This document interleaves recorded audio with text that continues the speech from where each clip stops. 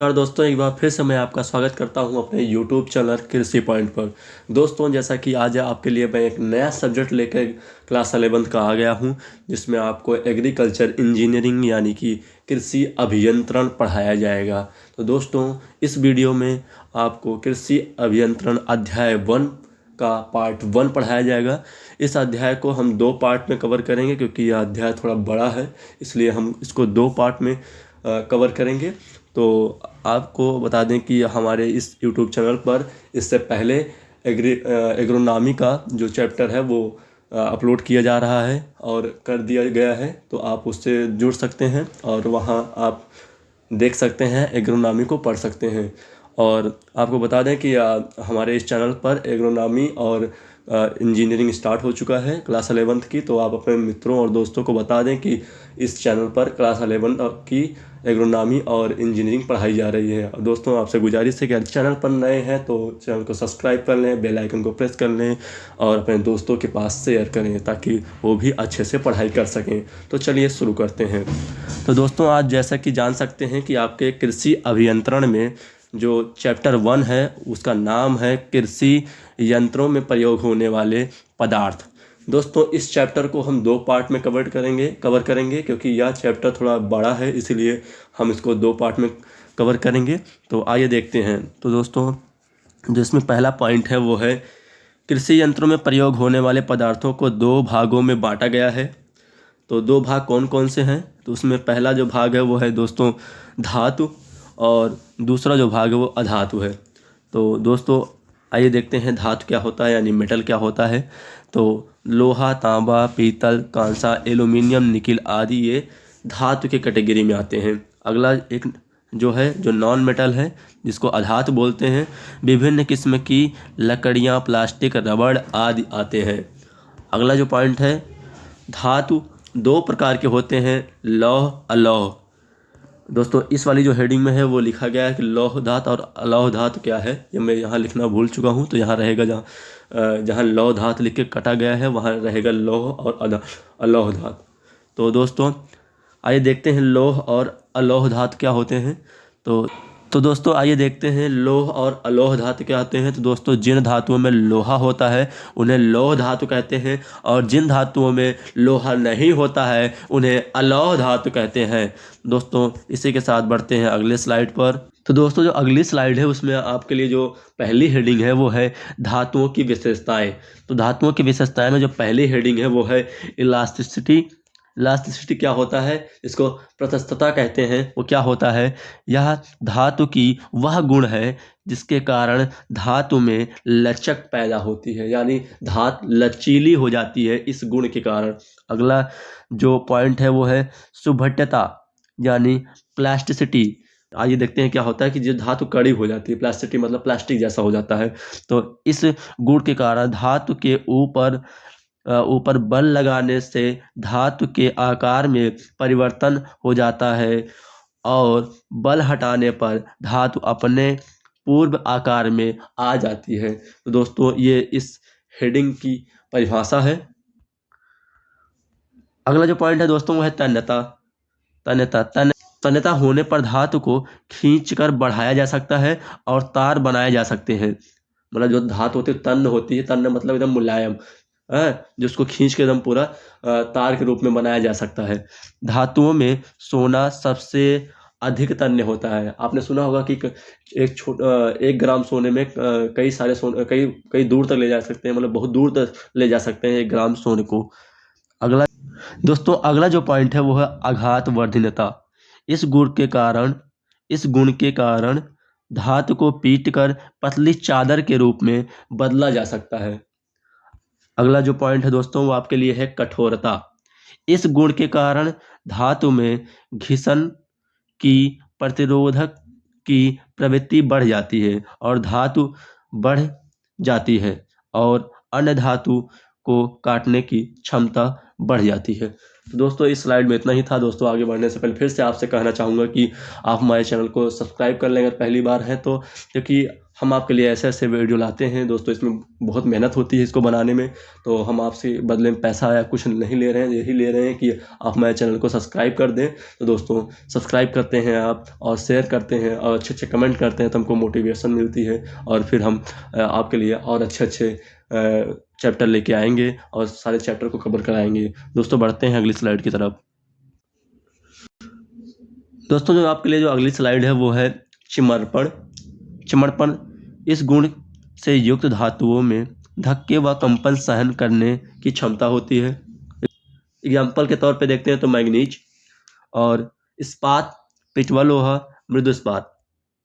आगे देखते हैं दोस्तों अगली हेडिंग जो है वो भंगुरता। भंगुरता मतलब आप समझते होंगे कि जो धातु भंगुर होती है, मतलब भंगुरता गुण रखने वाली धातु में टूटने और चूर चूर हो जाने की प्रवृत्ति होती है, जैसे कांच, ढलवा लोहा। अगला जो पॉइंट है दोस्तों वो आपके लिए है जंग प्रतिरोध।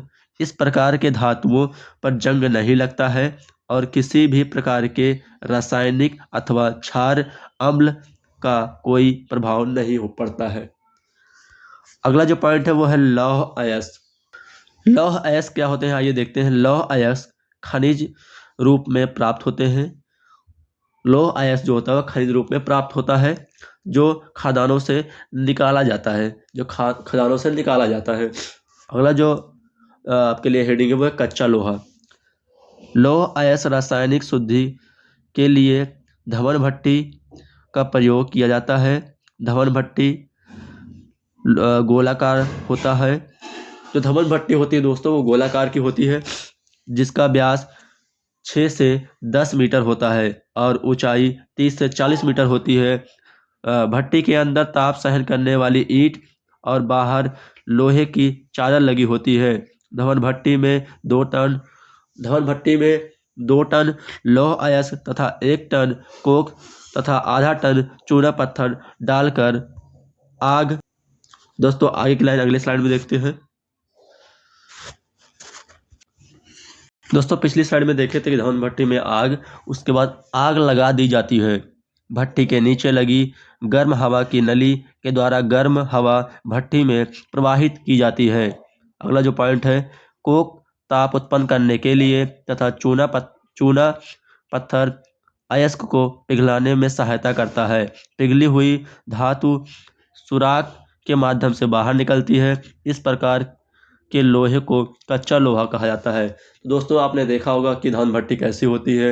एक लंबी सी होती है जिसमें 6 से 10 सेंटीमीटर का व्यास होता है, 30 से 40 सेंटीमीटर ऊंची होती है और उसमें चूना पत्थर और कच्चा लोहा डालकर उसमें आग लगा दी जाती है और उसके बाद फिर उस कच्चा लोहा पिघलाकर बनाया जाता है। दोस्तों आगे बढ़ते हैं। जो अगला है लोहे के प्रकार। लोहा जो होता है 3 प्रकार का होता है, पिटवा लोहा, ढलवा लोहा और इस्पात। देखते हैं कास्ट आयरन, जिसको ढलवा लोहा कहा जाता है। ढलवा लोहा इसमें देखते हैं। ढलवा लोहा के उत्पादन के लिए कच्चे लोहे को क्यूपोला एक नामक भट्टी होती है दोस्तों। क्यूपोला एक भट्टी होती है जिसमें ढलवा लोहा बनाया जाता है। तो कच्चे लोहे को क्यूपोला नामक कोयला अनुयुक्त लोहा तथा अन्य कई पदार्थों को विभिन्न मात्रा में एक साथ गर्म किया जाता है। तो अगला जो पॉइंट है दोस्तों वो आपके लिए है लोहा पिघलकर पेंदे में चला जाता है। यहाँ से पिघली हुई लोहा बालू के सांचे में चला जाता है। इस प्रकार ढाले गए लोहे को ही ढलवा लोहा कहते हैं। ढलवा लोहा में 2.2 से 4.3% कार्बन तथा 1 से 3% सिलिकॉन पाया जाता है। दोस्तों आपके लिए जो अगला पॉइंट है वो है ढलवा लोहा के गुण। ढलवा लोहा, इसमें जो पहला पॉइंट है वो है ढलवा लोहा दानेदार होता है। अगला जो पॉइंट है वो है यह लोहा भंगुर होता है।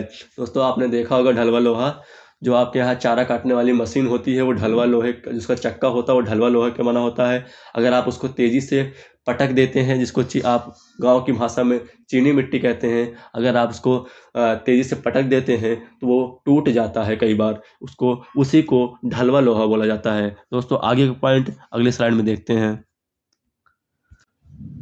दोस्तों ढलवा लोहा के गुण में जो अगला पॉइंट है वो है हथौड़े से चोट मारने से जल्दी टूटता है। अगला जो पॉइंट है, इस प्रकार के ढलवा लोहे में अधिक बल डालने पर टूट जाता है। अगला जो पॉइंट है, यह गर्म होने पर फैलता है। अगला जो पॉइंट है, यह मशीन द्वारा सरलता से काटा छाटा नहीं जा सकता है। अब अगला जो पॉइंट है दोस्तों, ढलवा लोहा का उपयोगिता में देखते हैं। चारा काटने की मशीन, चारा काटने की मशीन में इसको प्रयोग किया जाता है। अगला जो पॉइंट है, मक्के के भुट्टे से दाना निकालने की मशीन में। अगला जो पॉइंट है, कोल्हू इत्यादि के निर्माण में इस लोहे का प्रयोग किया जाता है। दोस्तों, आपको मैं बता चुका हूँ कि चारा काटने वाली मशीन में इसका प्रयोग किया जाता है, और अभी आपने देखा कि कोल्हू जो आप जिससे गन्ना का रस निकालते हैं उसमें इसका प्रयोग किया जाता है। और दूसरा जो है मक्का, जिससे आप मक्का की मशीन आती है जिससे मक्के का दाना निकाला जाता है, उसमें इसका प्रयोग किया जाता है। आइए देखते हैं दोस्तों ढलवा लोहा के प्रकार। तो कास्ट आयरन 4 प्रकार के होते हैं। नंबर 1 श्वेत ढलवा लोहा, नंबर 2 धूसर ढलवा लोहा, नंबर 3 ध्रुति शीतित ढलवा लोहा, नंबर 4 आघात वर्धन ढलवा लोहा। तो आगे बढ़ते हैं। इसमें ढलवा लोहा के प्रकार में नंबर 1 जो है वह है श्वेत ढलवा लोहा, जिसको व्हाइट कास्ट आयरन कहा जाता है। इस लोहे में कार्बन 2 से 4% पाया जाता है। यह ढलवा लोहा धूसर की अपेक्षा अधिक शक्तिशाली होता है। इस ढलवे लोहे से पिघली हुई वस्तुएं भंगुर और कठोर होती हैं। अगला जो ढलवा लोहा है वो आपका है धूसर ढलवा लोहा, जिसको ग्रे कास्ट आयरन कहा जाता है। इस लोहे में कार्बन 3 से 4% तक पाया जाता है। सांचे में पिघले हुए कच्चे लोहे को डालकर आगे देखते हैं दोस्तों। इसमें है कि प्राकृतिक रूप से ठंडा करने को ग्रे कास्ट आयरन या फिर धूसर ढलवा लोहा कहा जाता है। अगला जो था दोस्तों वो था द्रुत शीतित ढलवा लोहा, जिसको चिल्ड कास्ट आयरन बोला जाता है। इसमें जो पहला पॉइंट है वो है ढलवा लोहे को शीघ्र ही ठंडा कर दिए जाने पर अधिकांश कार्बन मिश्रित दशा में रहता है। हलोकफार और दाबरोधी इसी लोहे के बने होते हैं। तो आप जान गए कि ये चिल्ड कास्ट आयरन कैसे बनते हैं। अगला जो पॉइंट है इसमें वो आपका है आघात वर्ध ढलवा लोहा। इसमें देखते हैं कच्चे लोहे को अनुपयुक्त लोहे के साथ भट्टी में गर्म करके पिघला दिया जाता है, और फिर गर्म अवस्था में ही इसे बालू के बने सांचे में शीघ्रता से ढाला जाता है। इस विधि से ढाले गए लोहे को आघात वर्ध ढलवा लोहा कहा जाता है। अगला जो पॉइंट है दोस्तों इसमें वह है कि ढलवा लोहा के लाभ। तो नंबर 1 जो लाभ होता है, ढलवा लोहा के यंत्र सस्ते होते हैं। अगला जो पॉइंट है, यह लोहा सरलता से ढाला जा सकता है। अगला जो पॉइंट है, यह लोहा गर्मी तथा सर्दी को अधिक सहन कर सकता है। और अगला जो पॉइंट है दोस्तों इसमें, यह लोहे के अपेक्षाकृत कम घिसते हैं। अगला जो पॉइंट है दोस्तों वो है पिटवा लोहा। पिटवा लोहा भी इम्पोर्टेंट है अपने आप में, एग्जाम में कई बार पूछे जाते हैं। तो इसमें जो पिटवा लोहा में है वो है यह लोहा परिवर्तनीय भट्टी में, एक अलग अलग भट्टी। दोस्तों ये जरूर आप जानिएगा कि कौन सी भट्टी में कौन सा लोहा बनता है, ये आपको याद होना चाहिए। तो पिटवा लोहा के लिए परिवर्तनीय भट्टी होती है। तो यह लोहा परिवर्तनीय भट्टी में कच्चे अथवा ढले लोहे से कार्बन, गंधक और फास्फोरस बाहर निकालकर प्राप्त होता है। इन भट्टियों की तली में लोहे की ऑक्साइड की परत बिछा दी जाती है। जैसे जैसे भट्टी गर्म की जाती है, कार्बन ऑक्सीकृत होकर बाहर निकल जाता है। दोस्तों बढ़ते हैं अगले पॉइंट पर। दोस्तों इससे पिछले वाले स्लाइड में देखे थे पिटवा लोहा क्या है, इसमें देखेंगे पिटवा लोहा के गुण क्या है। तो आइए देखते हैं पिटवा लोहे के गुण। तो पिटवा लोहे तन्न होता है, जो पिटवा लोहा होता है वो तन्न होता है। अगला जो पॉइंट है, यह अत्यंत आघात वर्धन होता है, जिसमें आघात वर्धन मतलब जिसमें आप किसी भी चीज़ से चोट मारते हैं तो वो उसमें झटका जो होता है कंपन झटका सहने की गुण होती है। अगला जो पॉइंट है, इसे पीट कर चादर तैयार किया जा सकता है। अगला जो पॉइंट है, पिटवा लोहे का जंजीर, बोल्ट, नट, छड़े तथा प्लेटें इत्यादि में प्रयोग किया जाता है। अगला जो पॉइंट है आपके लिए नोट पॉइंट है, पिटवा लोहा, इस लोहे में कार्बन की मात्रा जो होती है अत्यंत कम होती है, यानी कितना होता है 0.5 से लेकर 0.10 होता है। इसको ध्यान रखिएगा, आपको कई बार एग्जाम में पूछा जाता है। दोस्तों जो अगला पॉइंट है इस स्लाइड में वो है इस्पात। आपके लिए ये भी इम्पोर्टेंट है। इस्पात ढलवा लोहे और पिटवे लोहे के बीच का लोहा होता है। यह बहुत कड़ी होती है और मृदुकरण के पश्चात कठोर और लचकदार हो जाती है। इस्पात में 0.1 से लेकर 0.25% कार्बन के अतिरिक्त तांबा, टंगस्टन, मॉलिब्डेनम, निकिल, क्रोमियम इत्यादि मिलाए जाते हैं। आगे बढ़ते हैं इस्पात के प्रकार। तो नंबर 1 मृदु इस्पात। इस इस्पात में 0.1 से लेकर 0.5% तक कार्बन होता है। इसको दंड और छड़े बनाने में प्रयोग किया जाता है। इस इस्पात में शक्ति को बढ़ाने के लिए 0.5% मैग्नीज मिलाया जाता है।